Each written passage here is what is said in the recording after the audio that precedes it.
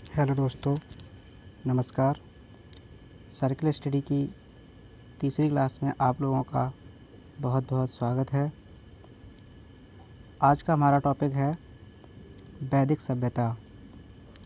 वैदिक सभ्यता से संबंधित विभिन्न परीक्षाओं में अभी तक आए हुए जो महत्वपूर्ण प्रश्न हैं उनके बारे में आज हम यहाँ डिस्कस करेंगे। जिन लोगों ने अभी तक चैनल को सब्सक्राइब नहीं किया है वो कृपया चैनल को सब्सक्राइब करें और अन्य लोगों को भी लिंक शेयर करें जिससे अन्य लोग चैनल पे जुड़ सकें और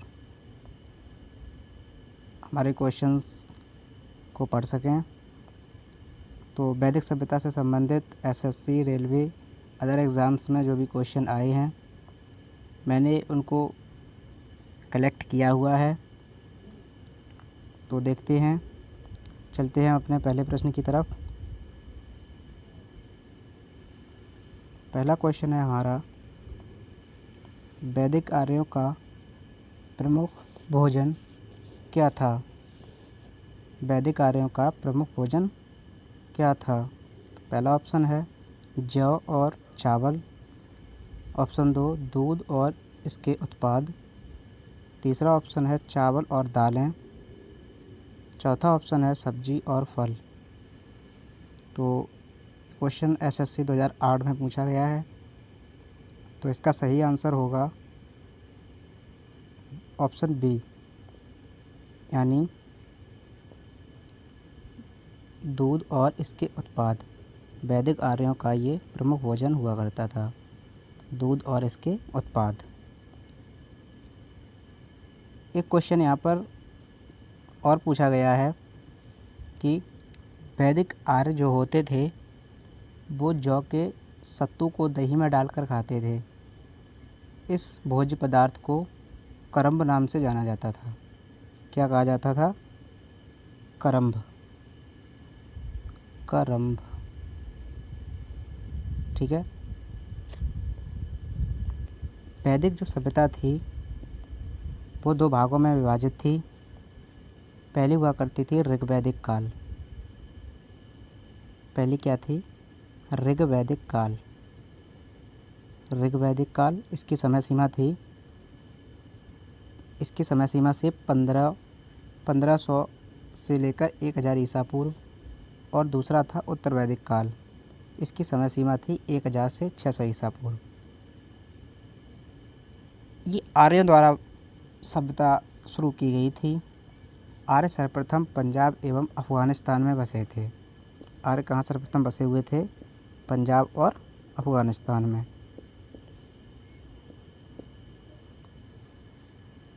और ये मैक्स मूलर ने बताया कि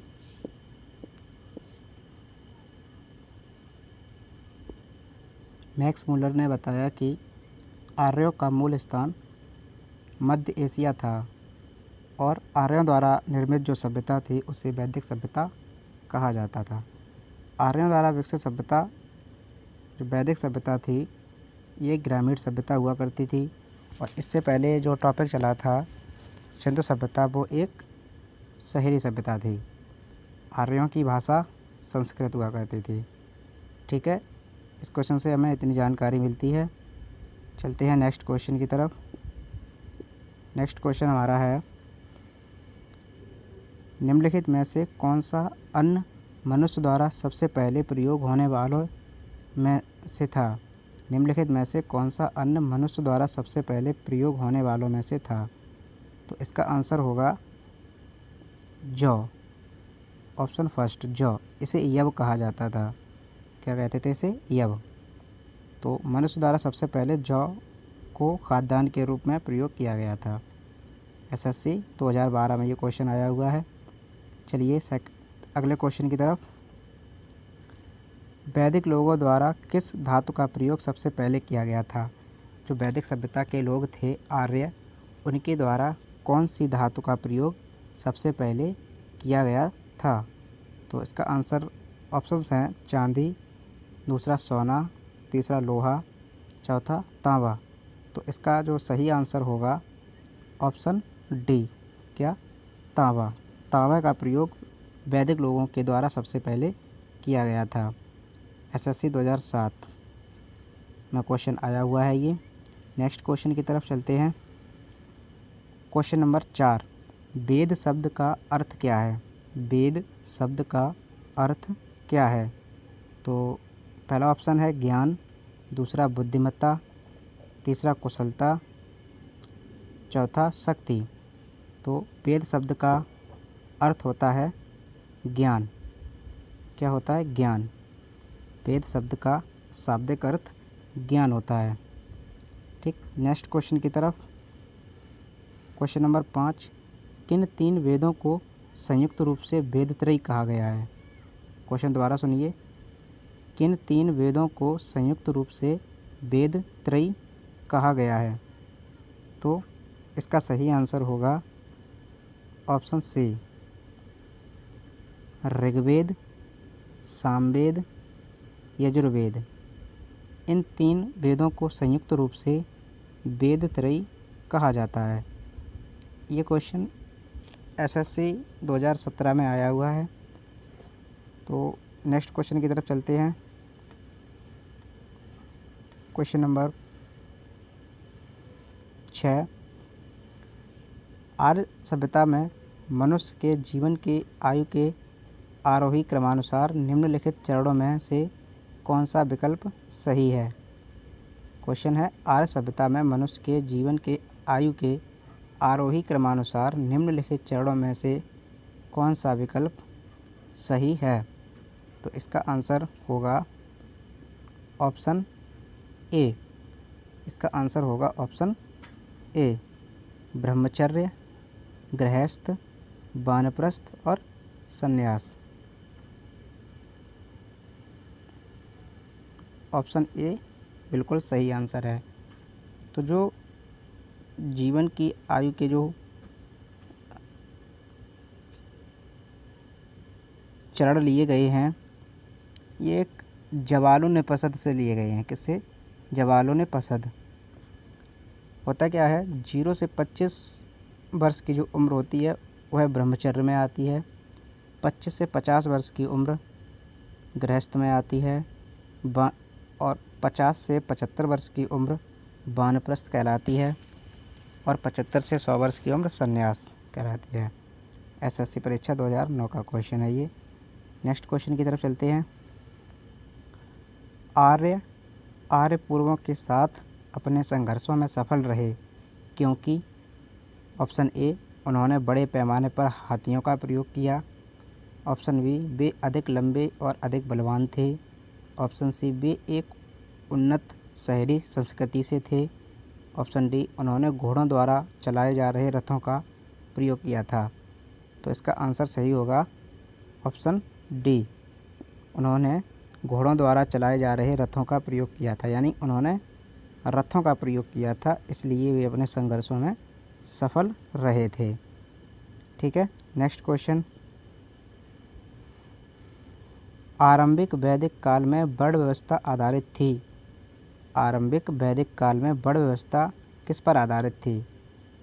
तो इसका ऑप्शन है पहला शिक्षा पर, दूसरा है जन्म पर, तीसरा है व्यवसाय पर, चौथा है प्रतिभा पर। तो इसका जो सही आंसर होगा वो होगा व्यवसाय पर। तो आरंभिक वैदिक काल में वर्ण व्यवस्था किस पर आधारित थी? व्यवसाय पर। यानी जिसका जो कार्य होता था उसी के अनुसार उसको व्यवस्थित किया जाता था। 2 बार क्वेश्चन आया हुआ है, 2010 में और 2011 में। ठीक है, नेक्स्ट क्वेश्चन की तरफ चलते हैं। ऋग्वैदिक आर्य पशुचारी लोग थे, यानी पशु चराने वाले लोग थे। यह इस तथ्य से पुष्ट होता है कि नंबर 1, ऋग्वेद में गाय के अनेक संदर्भ हैं। दूसरा है, अधिकांश युद्ध गायों के लिए लड़े गए थे। तीसरा है, पुरोहितों को दिए जाने वाला उपहार प्राय गायें होती थीं, न कि ज़मीन। ऑप्शन 4 है, उपर्युक्त सभी। तो जो इसका आंसर सही होगा वो होगा उपर्युक्त सभी। उपर्युक्त सभी। ऑप्शन डी बिल्कुल सही आंसर इसका है। ठीक है, नेक्स्ट क्वेश्चन। आर्यों को एक जाति कहने वाला पहला यूरोपियन कौन था? आर्यों को एक जाति कहने वाला पहला यूरोपियन कौन था? तो पहला ऑप्शन है सर विलियम जोन्स, दूसरा option H Wilson, option 3 Max Muller, option 4 General Cunningham. तो इसका सही आंसर जो होगा option C Max Muller. Max Muller ने आर्यों को एक जाति कहा था कि आर्य एक जाति है। क्वेश्चन नंबर नेक्स्ट, आर्यन जनजातियों की प्राचीनतम बस्ती कहाँ है? आर्यन जनजातियों की प्राचीनतम बस्ती कहाँ है? ऑप्शन फर्स्ट उत्तर प्रदेश, दूसरा बंगाल, तीसरा सप्त सिंधु, चौथा दिल्ली। तो इसका सही आंसर होगा ऑप्शन सी सप्त सिंधु। इसका सही आंसर होगा सप्त सिंधु। एसएससी 2014 का क्वेश्चन है ये। जो भी क्वेश्चन यहाँ हो रहे हैं, जो भी डिस्कस किए जा रहे हैं, उनको इनकी पीडीएफ हम आपको डिस्क्रिप्शन में प्रोवाइड करवा देंगे। जिन लोगों ने अभी तक चैनल सब्सक्राइब नहीं किया, चैनल सब्सक्राइब करें, लाइक करें और अन्य लोगों को भी शेयर करें, जिससे अधिक से अधिक लोग जुड़ सकें। नेक्स्ट क्वेश्चन, क्वेश्चन 12, निम्नलिखित में से कौन सी जनजातियाँ सामान्य रूप से जनजातीय सरदार यानी मुखिया के चुनाव में शामिल होती थीं? क्वेश्चन है, निम्नलिखित में से कौन सी जनजातीय सामान्य रूप से जनजातीय सरदार यानी मुखिया के चुनाव में शामिल होती थीं? तो इसका आंसर सही होगा समिति, दूसरा है सभा, तीसरा है गण, चौथा है विधाता। तो इसका आंसर होगा समिति। क्या होगा? समिति। समिति जो थे वो मुखिया के चुनाव में शामिल होते थे, यानी वोटिंग करते थे। नेक्स्ट क्वेश्चन की तरफ, राज्याभिषेक समारोह का विवरण निम्नलिखित में से किसमें किया गया है? राज्याभिषेक समारोह का विवरण निम्नलिखित में से किसमें किया गया है? ऑप्शन पहला केनोपनिषद, दूसरा विष्णु पुराण, तीसरा ऐतरेय ब्राह्मण, चौथा अथर्ववेद। तो इसका सही आंसर होगा ऐतरेय ब्राह्मण। क्या होगा? ऐतरेय ब्राह्मण। ऐतरेय ब्राह्मण में राज्याभिषेक समारोह का विवरण मिलता है। ये 2017 का क्वेश्चन है। नेक्स्ट क्वेश्चन, वैदिक युग में राजा अपनी जनता से जो कर वसूल करते थे उसे क्या कहते थे? वैदिक युग में राजा अपनी जनता से जो कर वसूलते थे उसे क्या कहते थे? पहला ऑप्शन बलि, ऑप्शन 2 विदत, ऑप्शन 3 बर्मन, ऑप्शन 4 कर।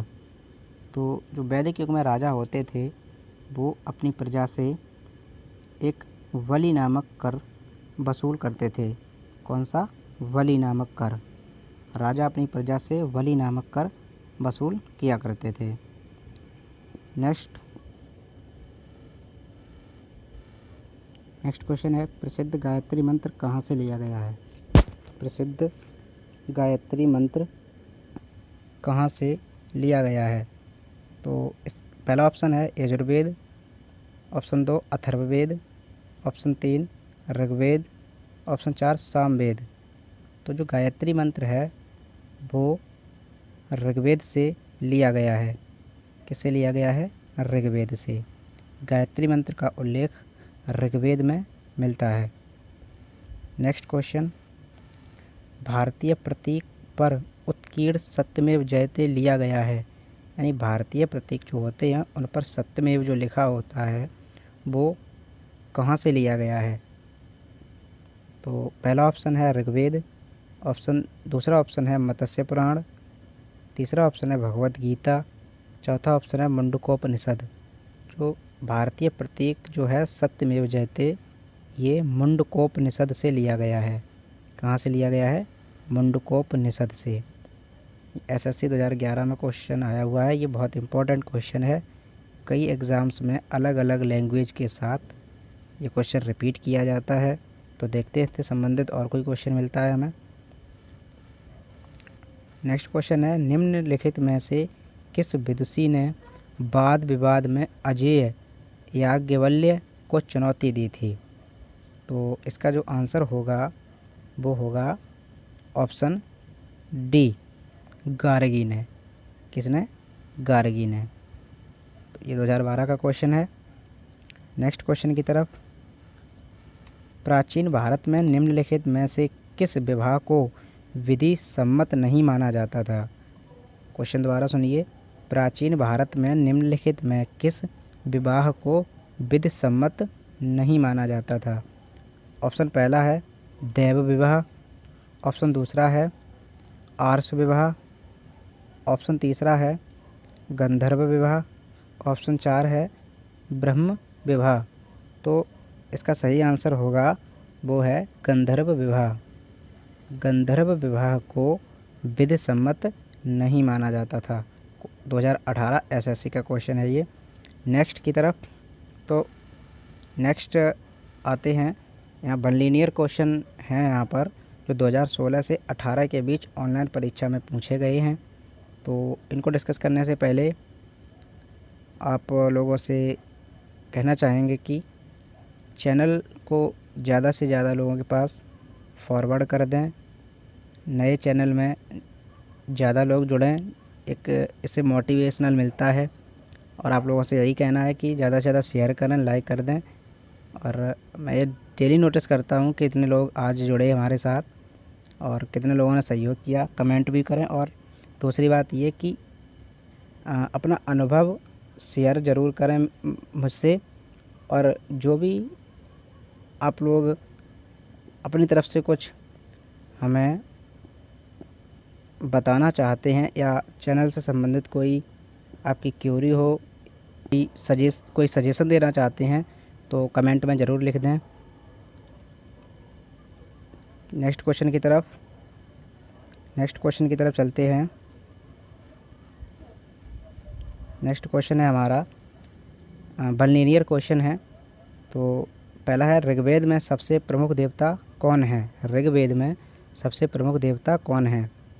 तो इसका सही आंसर है इंद्र। कौन है? इंद्र। ऋग्वेद में इंद्र की पूजा की जाती है। अगला है उपनिषद पुस्तकें हैं, खाली स्थान यहाँ पर भरा जाता है दर्शन पर आधारित। किस पर है? ऋग्वेद। उपनिषद पुस्तकें जो होती हैं वो दर्शन पर आधारित होती हैं। पहला क्वेश्चन था ऋग्वेद में सबसे प्रमुख देवता कौन है? इंद्र। ठीक है। नेक्स्ट क्वेश्चन की तरफ। 4 जाने माने वर्णों में से पहले स्थान पर कौन सा वर्ण आता है? 4 जाने माने वर्णों में से पहले स्थान पर कौन सा वर्ण आता है? यानी आता था, यानी वर्ण कौन सा वर्ण था? तो इसका सही आंसर होगा ब्राह्मण। कौन सा? ब्राह्मण। ठीक है। नेक्स्ट क्वेश्चन है भगवत गीता किस ग्रंथ का भाग है? तो भगवत गीता किस ग्रंथ का भाग है? महाभारत का। किसका है? महाभारत का। नेक्स्ट, भारतीय संगीत का आदि ग्रंथ किसे कहा जाता है? सामवेद को। किसे?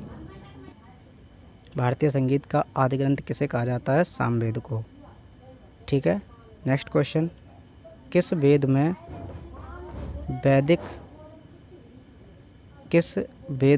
वैदिक युग की प्राचीनतम संस्कृति के बारे में सूचना दी गई है? तो ये है ऋग्वेद। क्या होगा? ऋग्वेद में। ठीक है। नेक्स्ट क्वेश्चन, जौ, गेहूँ, चावल तथा तंबाकू में से किस फसल का ज्ञान वैदिक काल के लोगों को नहीं था? जौ, गेहूँ, चावल तथा तंबाकू में से किस फसल का ज्ञान वैदिक काल के लोगों को नहीं था? तो वैदिक काल के लोगों को तंबाकू का ज्ञान नहीं था। ठीक है। नेक्स्ट है मानव जाति की सबसे पुराना साहित्यिक विरासत कौन सी है? मानव जाति की सबसे पुरानी साहित्यिक विरासत कौन सी है? तो इसका सही आंसर होगा ऋग्वेद। कौन सी होगा? ऋग्वेद। ठीक है। नेक्स्ट क्वेश्चन, 4 वेदों में सबसे पुराना वेद कौन सा है? 4 वेदों में सबसे पुराना वेद ऋग्वेद है। ठीक है। नेक्स्ट क्वेश्चन की तरफ। प्राचीन भारत में लोगों को कितने वर्णों में विभाजित किया गया था? तो प्राचीन भारत में लोगों को 4 वर्णों में विभाजित किया गया था। इससे पहले क्वेश्चन था कि सबसे पहला वर्ण कौन सा था? ब्राह्मण। ठीक है। नेक्स्ट क्वेश्चन की तरफ। नचिकेता और यम के बीच सुप्रसिद्ध संवाद किस उपनिषद में उल्लिखित है? नचिकेता और यम के बीच सुप्रसिद्ध संवाद किस उपनिषद में उल्लेखित है? ये बहुत इंपॉर्टेंट क्वेश्चन है, कई एग्ज़ाम्स में पूछा गया है, तो इसको अच्छे से नोट कर लेना। नचिकेता और यम संवाद कठोपनिषद में मिलता है। किसमें? कठोपनिषद में। ठीक है, नेक्स्ट क्वेश्चन। आयुर्वेद, यजुर्वेद, गंधर्ववेद तथा शिल्पवेद में से कौन उपवेद के अंतर्गत नहीं गिना जाता? तो इन चारों में से कौन सा उपवेद नहीं है? यजुर्वेद। यजुर्वेद एक वेद है, न कि उपवेद है। Next question. वेद, उपनिषद, पुराण और धर्मसूत्र किस भाषा पर लिखे गए हैं? किस भाषा में लिखे गए हैं? संस्कृत भाषा में। सभी वेद, उपनिषद, पुराण और धर्मसूत्र संस्कृत भाषा में लिखे गए हैं। आर्यों की मूल भाषा संस्कृत थी। कौन सा वेद धार्मिक अनुष्ठानों से संबंध रखता है? धार्मिक अनुष्ठान किस वेद के अंतर्गत किए जाते हैं? तो यजुर्वेद के अंतर्गत धार्मिक अनुष्ठान किए जाते हैं। फिर नेक्स्ट है, उपनिषद क्या हैं? उपनिषद हिंदू दर्शन का स्रोत हैं। उपनिषद क्या है?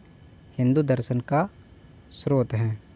उपनिषद हिंदू दर्शन का स्रोत हैं। नेक्स्ट, तो यहाँ पर 1 लीनियर क्वेश्चन कंप्लीट हुए।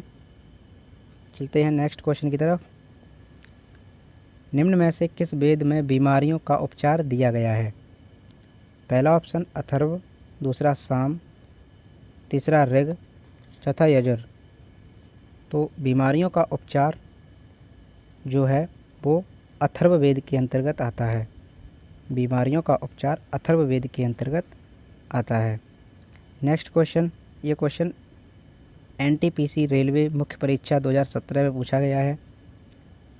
नेक्स्ट क्वेश्चन, सत्यमेव जयते का अर्थ क्या होता है? सत्यमेव जयते का अर्थ क्या होता है? ऑप्शन फर्स्ट है सत्य की ही विजय होती है। ऑप्शन 2 है सच्चा विश्वास दुर्लभ है। ऑप्शन 3 सत्य ईश्वरीय है। ऑप्शन 4 सत्य एक खजाना है। तो इसका सही आंसर होगा सत्य की ही विजय होती है। सत्यमेव जयते का अर्थ होता है सत्य की ही विजय होती है। एनटीपीसी का क्वेश्चन है ये। नेक्स्ट क्वेश्चन, भारत का राष्ट्रीय आदर्श वाक्य सत्यमेव जयते अर्थात सत्य की हमेशा विजय होती है किस प्राचीन भारतीय शास्त्र से उद्धत एक मंत्र है? तो इसका ऑप्शन है ऋग्वेद, बी मुंडकोपनिषद, सी भगवत गीता, डी मत्स्य पुराण। तो इसका सही आंसर जो होगा वो सत्यमेव जयते। इससे पहले भी एक क्वेश्चन इसके बारे में डिस्कस हो चुका है। तो सत्यमेव जयते कहाँ से लिया गया है? मुंडकोपनिषद से। किससे? मुंडकोपनिषद से। 2016 एनटीपीसी का क्वेश्चन है ये। नेक्स्ट क्वेश्चन की तरफ चलते हैं। नेक्स्ट क्वेश्चन क्या है? भारत का राष्ट्रीय आदर्श वाक्य, भारत का राष्ट्रीय आदर्श वाक्य क्या है? भारत का राष्ट्रीय आदर्श वाक्य क्या है? तो इसका सही आंसर क्या होगा? सत्यमेव जयते। भारत का राष्ट्रीय आदर्श वाक्य है सत्यमेव जयते। नेक्स्ट क्वेश्चन है, महाभारत में उल्लिखित कुरुक्षेत्र नामक प्रसिद्ध युद्ध क्षेत्र खालिस्तान में भरा जाएगा के निकट स्थित है? पहला है रावलपिंडी, दूसरा है मेरठ, तीसरा है नई दिल्ली, चौथा है अम्बाला शहर। तो इसका सही आंसर होगा महाभारत का उल्लिखित जो क्षेत्र है वो अम्बाला शहर के निकट पड़ता है। कौन सा? कुरुक्षेत्र। ठीक है, नेक्स्ट क्वेश्चन, धर्म का विपरीत क्या होता है? धर्म का विपरीत क्या होता है? तो धर्म का विपरीत अर्थात विलोम जो होता है वो अधर्म होता है। क्या होता है? अधर्म। ठीक है, नेक्स्ट क्वेश्चन है, बौधायन, मानव, आपस्तंभ और कात्यायन कौन हैं?